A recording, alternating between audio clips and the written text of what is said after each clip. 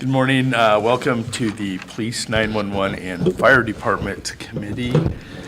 Today is February 21st. Present are Councilman Hockett, appointed officials, Public Safety Commissioner Justin Day, City Attorney Paul Jensen, Finance Officer Chandra Phillips, and our 911 PSAP Supervisor Andrea Potacek. We'll be joined shortly by Dingo Dvorak, the Chief of Police, who's doing a wrestler send-off. Dingo. Bingo. All right, so we'll go ahead and start. Since Andrea is here, we'll go ahead and start with you. Oh, here, I thought you were just gonna start. Okay, so a little bit of an update regarding House Bill 1092. That was increase the state surcharge rate from $1.25 up to $2. We've been following this one closely because obviously it's something that we've been working towards for quite a while now. So went through the House Taxation Committee and the House of Representatives, and we had an overwhelming amount of support in the House, which was wonderful. At one point, we did get stalled out for just a short amount of time there, where they requested a fiscal review, which was done and turned into them, and they were satisfied with what they learned there. They did end up amending the bill just a little bit. We talked before about the new section that they were adding at the bottom, where it just stipulated that the counties must distribute any monies that they received to the PSAP. The House amended and removed that clause. I don't know why. I spoke briefly to Troy Van Dusen last week, and I didn't ask him. That was not the main focus of that conversation, so I forgot to ask him why they took that part out. But that part has been stricken, and where the focus is becoming just increasing the surcharge rate. I would speculate that there are certain counties that take in excess above and beyond what the PSAP needs in certain metro regions, and they wouldn't have to disperse it all to the 911, Yeah. which, Yeah, I think if this increase happens, which hopefully, I do think that there would be some areas that would start seeing a surplus, at least in the beginning, until, PSAP costs increase and things like that. Obviously not the case for us. We're just looking to get things a little bit closer for our counties. But like I said, overwhelming amount of support in the House. So at that point, we moved forward to the Senate Taxation Committee. Sounds like, the Senate Judiciary Committee. That one was a lot closer in terms of voting, but we still made it through there, and that passed and moved on to the Senate floor. This is where our roadblock happened. So last week, Wednesday on the 14th, was the first time that the bill was heard on the Senate floor, and we failed to pass at that point in time by 3 votes. Thankfully, the senator that is sponsoring this bill through the Senate at that point announced his intent to have the bill reconsidered. The following day, when they came into session, he brought it up again and received enough support at that point in time for the bill to be considered a second time on the Senate floor. So that is coming up next Monday, the 26th. That is the last time, that's the last shot. Yeah. We have to get the support that we need that day, otherwise it is dead and over. For this year. For this year, yes. So I know, and in having the conversation with Troy, I did ask the question, if we go through all this and do manage to get past the Senate and make it to the governor's desk, he said that conversations that he's hearing that have taken place between their representatives and the governors, that she would be willing to be supportive if we can get past the Senate. The hope at this point is, on last Thursday, we had 28 yeses and only 3 nos to agree to hear the bill a second time. So the hope is that in that day, the 24 hours that passed, that enough of them received the information that they were hoping for, to get them a little bit more informed, and hopefully we'll see a different outcome. It sounds like there was originally a bit of a problem on the Senate floor that one of the PSAPs was introducing this bill as opposed to the 911 board for the state. They thought that if we actually needed that money, that it should have been the board saying we need the increase and not one of the individual PSAPs. The 911 board got together, had an emergency meeting, did all the things that they needed to do and give notice and all that kind of stuff. They got together and voted unanimously in support of the bill.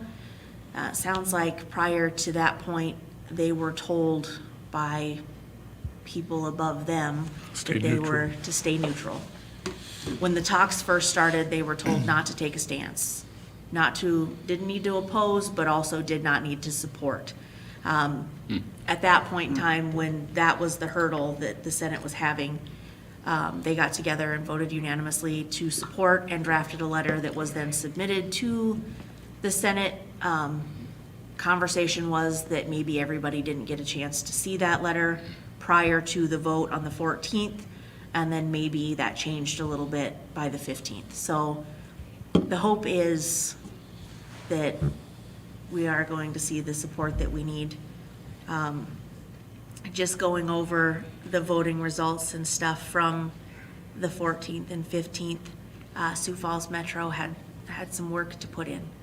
They were going to reach out to a lot of their representatives because they were not getting the support from them that we were all hoping to see. As far as our jurisdictions, they were all supportive. Yeah, we did have one that voted no. I reached out to the sheriff and had a conversation with him. He said that there was no chance we were going to make any changes on that front. He wasn't going to try. So I'll make the call. but it's looking more positive. Troy said that, having been with this thing from the beginning, said there was a lot of misinformation going around.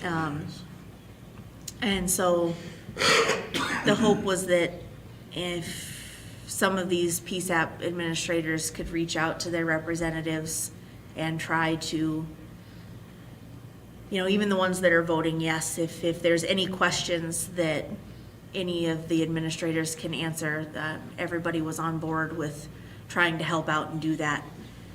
So hopefully we will see a bit of a change next Monday and get the support that we need so we can get that bill passed.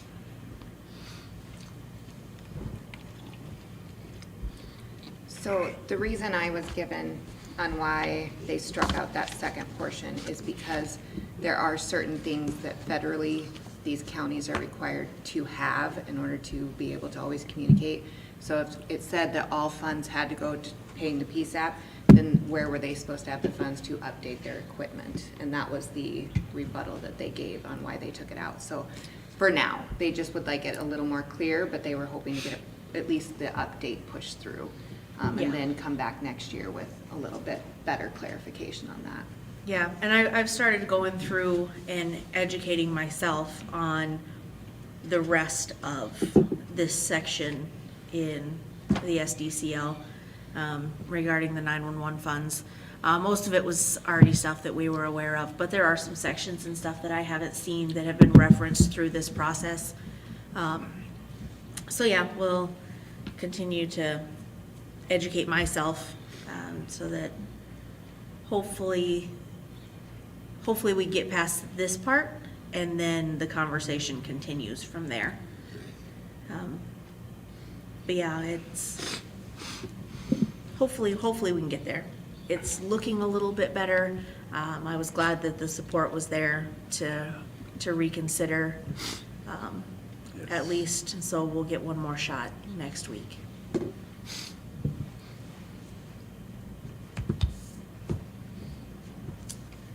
All right, so other things happening in dispatch. Right now, I'm currently updating the ISO for insurance services. So I'll go through and run all the reports and do all the things as far as response times. And there's a lot of questions in the survey regarding our equipment and, you know, how up to date it is and things like that, which we've done a lot of That would be updating. coming through. Yeah, it's In happening. 10 years. It's happening now. Awesome. And I can't remember the gentleman's name that reached out, but he's reached out a couple of times, you know. I think the actual survey has to happen every, I guess I don't even know how often, if it's 10 years maybe, but apparently it's time. I know I talked to him a couple years ago regarding equipment updates and things like that, so work through that so that we can keep insurance reasonable for the people in our area. And then I just got the email this week for the 911 fund report. Yay us, right? I saw that. So we'll work on that. Yeah, that's pretty much what we've got going on. And then, you know, the training, and that's going well, so.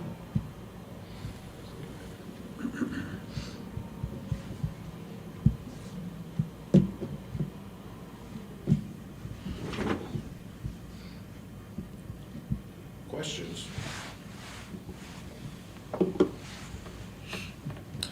Okay, we'll talk a little bit about the fire department with the siren update. Last week, we tested the fire sirens and found that 2 were not operating as they should. So we did a little more investigating with it. We sent Micah down.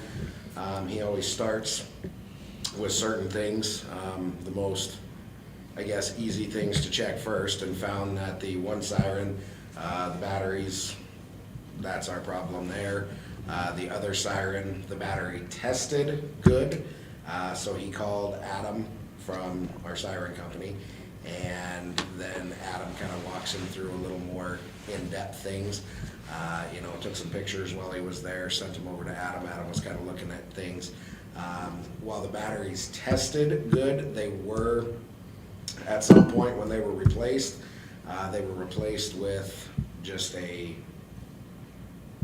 normal battery, it appears. And Adam thought that is probably the cause of what it was, so we got the correct batteries ordered, same as the other ones. Called Troy, Micah sent him the pictures of everything that we needed, and then Ray, because we kind of work with Interstate out of Rapid or whatever, they have a contract with them or something, and so we got the batteries out of there. They are here and they will be installed, and then we will run another test and make sure everything is up and operational. We definitely want to do it now during this time of year before we get into tornado season. We want to make darn sure that everything is rocking the way that it should for when we get into that season. So, How often are they tested? every time they go off, I know if the one by the golf course works or not. So I have been in contact with Donna and told her the findings and said, we are getting your siren up and going. I was asking for a broader question. Yeah, well, that's kind of how we know. We always test for sure before tornado season. When is that, April? April. I think is when we Yeah. always run a test. Right. And then usually what we have found is throughout the year, if there is a malfunction somewhere in town, somebody is letting us know when the fire whistles go off. Someone always usually calls in and keeps us up to date. So the public is really good about kind of helping us. So every time they go off, it's really a test. Yeah.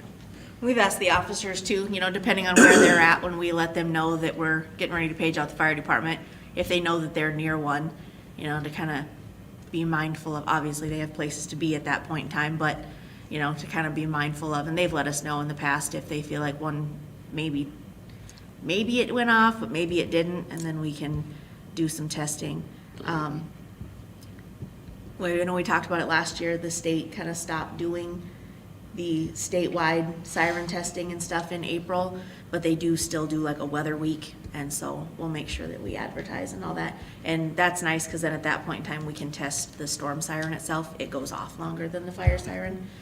So, get all that stuff changed and then be able to have them ready when that test comes. Would it make sense to offset it with something and just schedule something for October, November every year? So every 6 months, realistically, you're getting a test made. Just a thought. We sure could. I mean, as far as the timeline goes, I think, because we did the testing, I don't remember when it was that we replaced all of these. It seems like it was yesterday, but there's a lot of time in between there. I think the issue that we're running into right now is because of that cold snap that we had. I think that's the battery problem, most likely. And so, yes, October, November, it would, every 6 months, right around there, but I don't know if we should try to do something like this time I kind after of that like this time cold. because after we get through the coldest part of the year, Well, I only said that because you talked about April Yeah, as being yeah, when you would and, plan and, and it doesn't hurt to, do them before so that we know, like, hey, these were working before it got really cold. And then, that potentially does point at a battery issue, and then try again, mid-February, early March, so that we have time to make repairs before storm week. it's not super hard. Like It's not. I'm good once a quarter. Yeah. Just go through. and- Especially with the fire siren. As long as we let the firemen know that they don't have anywhere to be, it's one quick page to let them know that we're testing, and then we set it off. We can just have somebody pull an alarm here if you'd like. Again.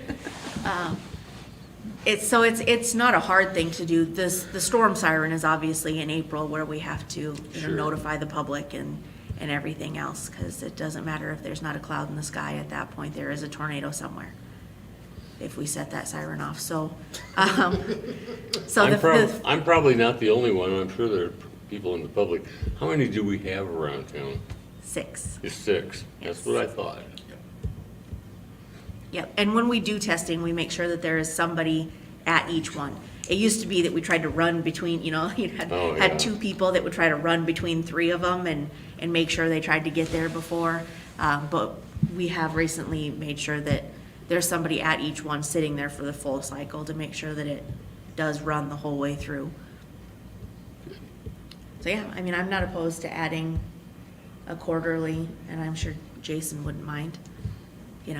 Like I said, it's in my opinion, it's just a matter of a quick page letting them know that we're testing and.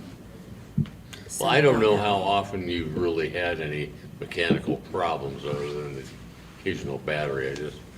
I just know that, in reflecting back to a member of our community that reported the last time, I know there were some people that were scratching their heads saying, this is a little concerning if we're gonna have it very much of this. Yeah. So,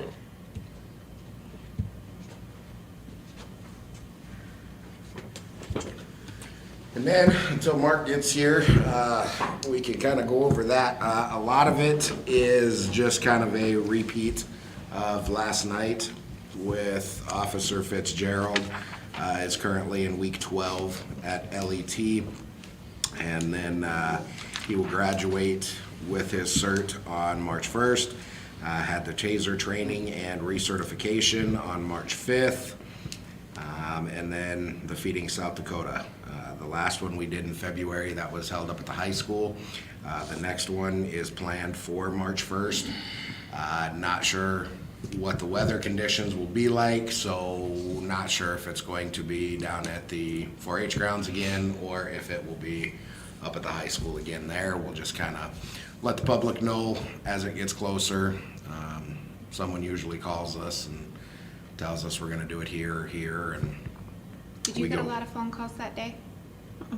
We had probably 10 phone calls that day asking us where it was. I said, I have no idea where, the city does not sponsor it, so they wanted to know who to get in touch with. I don't know the answer. Would that be a better Jack Burns question? Yeah, because that's Okay. who's always calling us. Okay. And, I mean, Jack is the one that kind of notifies us when it is, where it is. So, yeah, because the police department really doesn't have anything to do with it either, other than we help direct traffic and make sure everybody's relearning. I'm sure they just how thought be to there. call the city since you guys bring it up at your reports, but. Yeah, yeah. No, that's just something we take part in, but, yeah, we don't run by any means. And then, update, the move, over into the current halfway house is almost complete. Got one of the offices completely cleaned out and set up over there, so everybody's kinda getting their stuff moved over piece by piece. Been going through a lot of files. Andrea and Jeff have been getting a ton of gifts. My desk is so full. Are you Cleared out appreciative? Yeah. Cleared out of the Sure. chief's office. It's now going to the proper departments. Yeah, it's finding all of the paperwork from before that should probably be filed in my office somewhere. I keep telling him to stop bringing his trash to my office, but it's not garbage, I understand that, but. So, yeah, he's been working on that pretty diligently. When are you wanting to switch the utilities?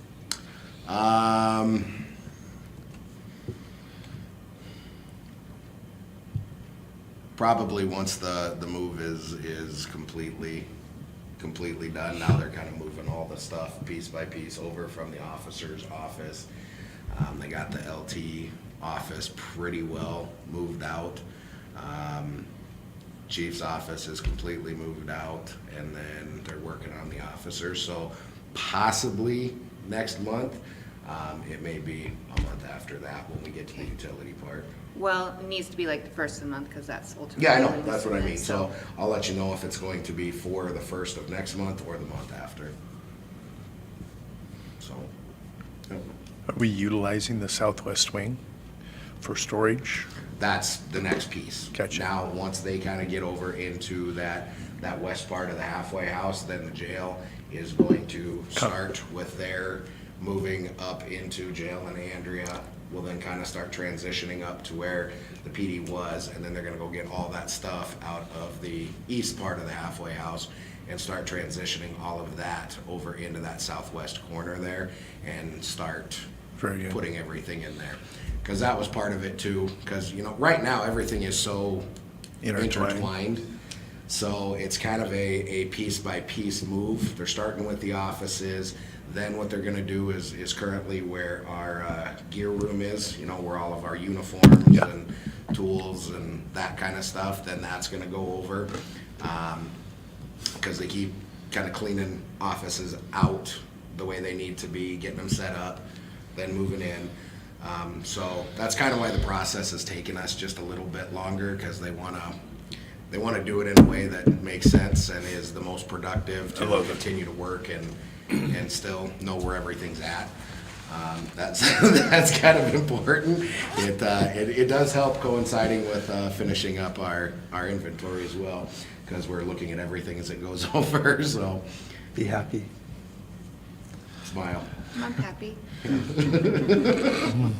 So that's kind of the update there, and then, yeah, we'll probably, once we get everything set up and stuff, we'll probably advertise kind of for an open house and let the public come in and see where it's gonna go, what it's gonna be, and go from there.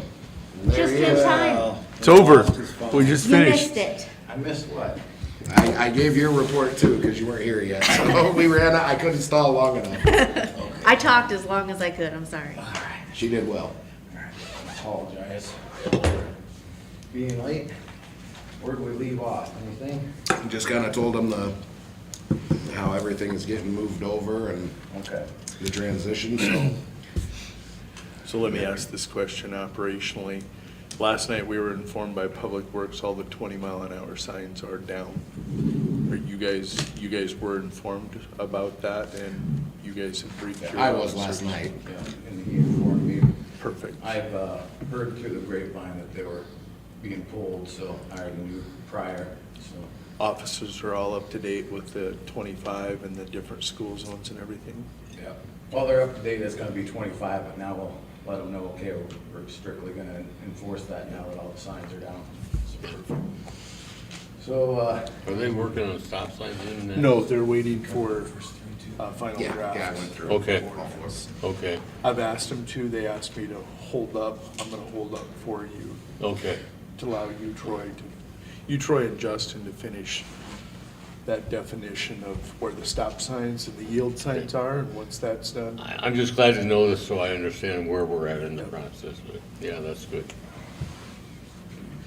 one other thing that's not on there is just the traffic enforcement for the last couple of weeks. I'll go over that with you now. 62 citations? Yep. That's what the report said last night. That was a month. Oh, that was a month, okay. That was just Okay. stops, not- I was like, No money stuff. All right, for the last couple of weeks, there have been 27 traffic stops. 18 of those stops for speeding, 11 of those 18 were cited for the violation of speeding. 4 stops for headlights, either not being turned on or headlight being out. All those are warnings. 2 expired registration, expired plates. One of those was, a citation was written on that. 1 stop sign, that was actually not someone intentionally not stopping at a stop sign, but sliding through a stop sign from the ice conditions, which is still a violation. That's considered overdriving road conditions. I've been cited for that. Have you? Not in winter, but in another Well, town. that doesn't surprise me. Yeah. Wow. In all fairness, you did call him Dingo. He didn't know that. Know that yet. Yeah. Okay, so, 1 lane driving. Mark, good one. 1 lane driving with, that was a warning, and that's basically just weaving in your lane, not, keeping that steady, straight, lining down your roadway, your lane of traffic. And 1 DUI, which, actually was, got a couple of these the last month of, people intoxicating, running into city property or other property. And, it wasn't actually a traffic stop, but, initial call was person passed out behind the wheel after running into, I think this one was. Fire hydrant. Street That was the sign, one before, Street sign. yeah. street sign. So that ended up in, with a DUI arrest. Like I said, there've been 2 of those in the last 3-4 weeks, I think, of someone passing out while they're behind the wheel and crashing, so. Mark, I did get the hydrant one, but I did not get the street sign one so that we could build Okay. the, That one, the Stein was kind of just bent off a little bit, but I can get you the report on that one. because Mr. Jensen then takes that over to the courthouse and then adds it on for, Right. Excuse me? Mr. Jensen then takes it over to the courthouse and gives it to the judge so that it can be added on to all their fines and Okay. penalties too. Gotcha. Any questions? And I know, we report heavily in these meetings on the traffic ones, but, kind of like we talked about last night, that's why these are so good to look at as well. I bring this report once a month, and it really kind of shows a snapshot of a lot of what they're dealing with. I know sometimes the public thinks all we're doing is traffic, because we talk about that a lot. That is a big piece, and it's something that we feel very important about, is the traffic, to make sure that people are driving safely. That's a pretty good way to hurt somebody when you're not. But looking at the rest of it with disturbances, there were 7. Assaults were 2, 3, 5, 6. There's a couple, 3 assisting other agencies in there, mental health holds. So these men and women are doing a lot, between answering calls, seeing things within their community, and getting involved before they go to that next step, as well as the traffic part, obviously. But just, the one that probably scared me the most was our suicide attempt and threats. That had really gone up. That's something that Mark and I really kind of watch for as well, because that has an effect for everyone involved. I mean, when you're going and trying to be that help to someone who is in that critical incident and moment within their life, we genuinely do care about our community.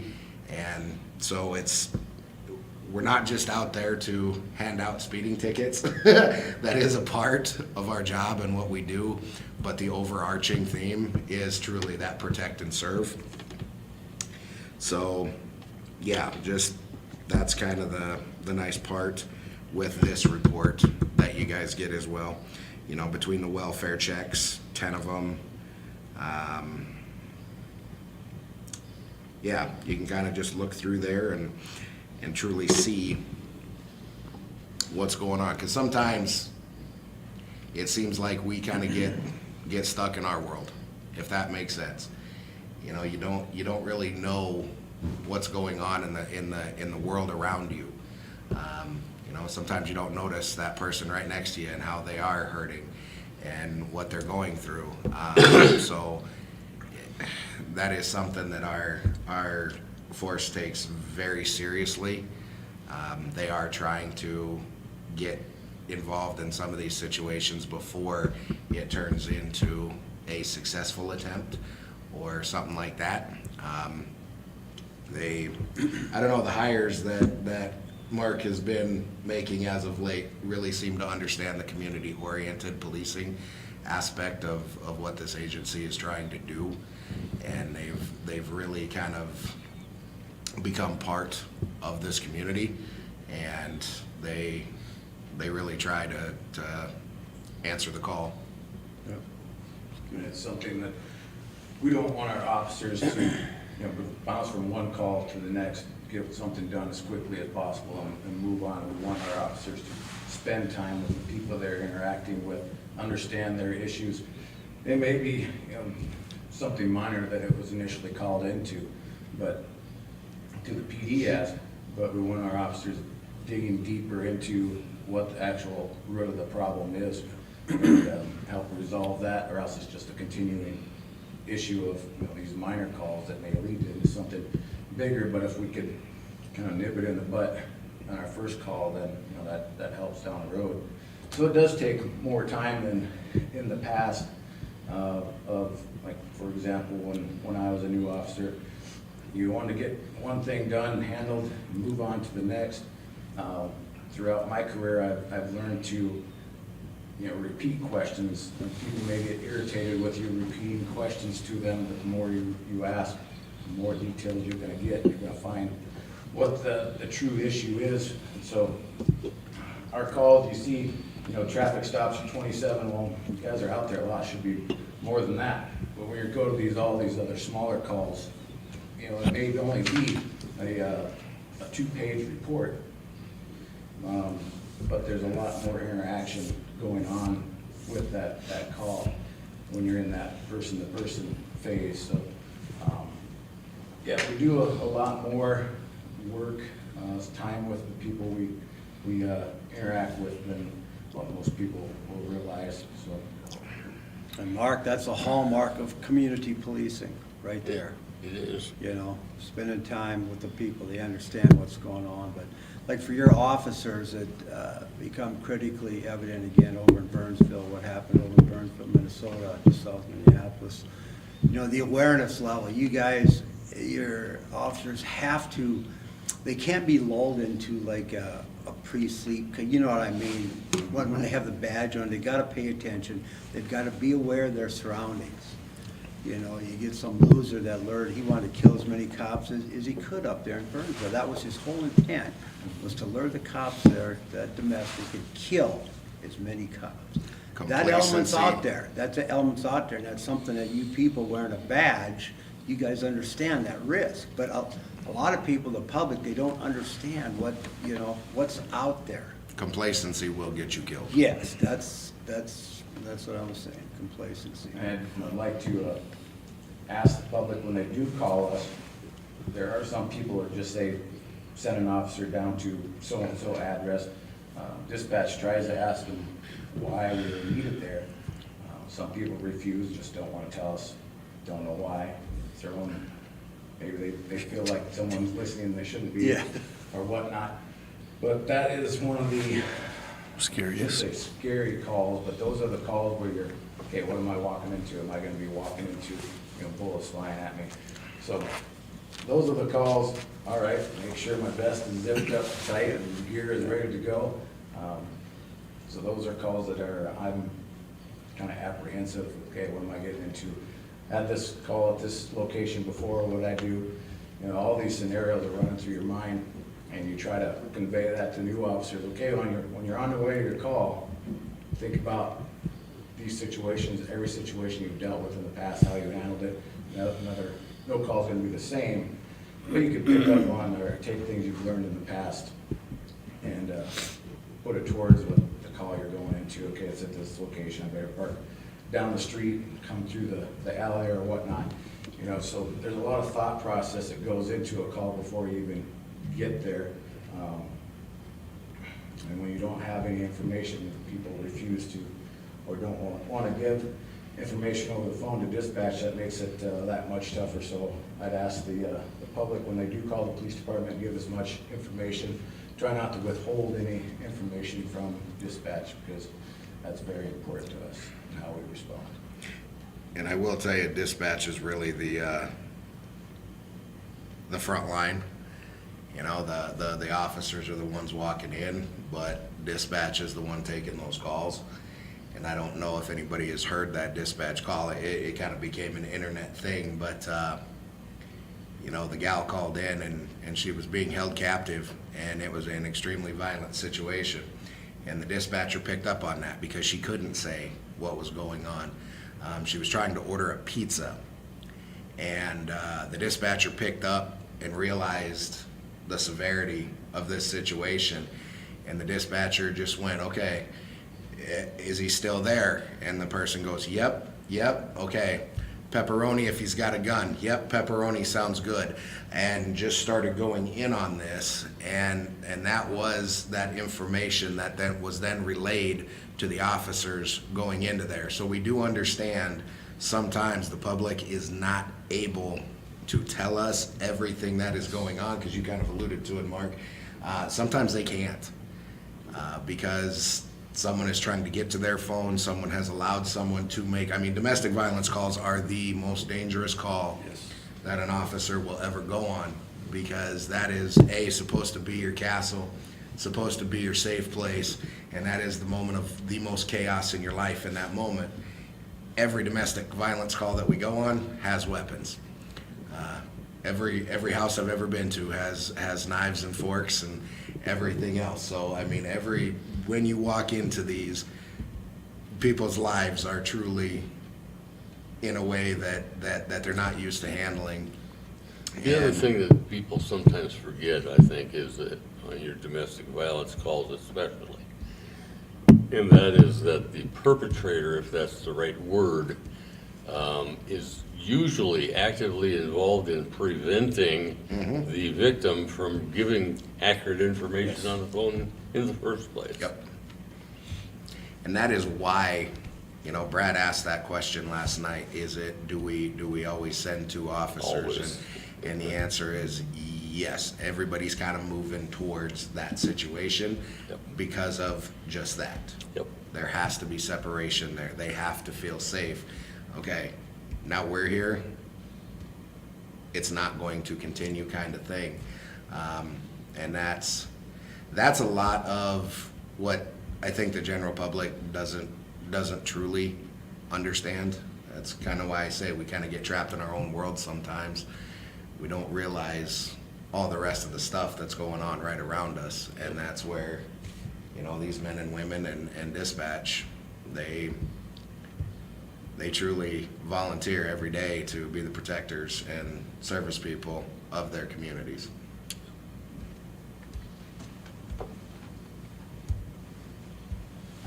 That's all I got. Any questions? Thank you, good.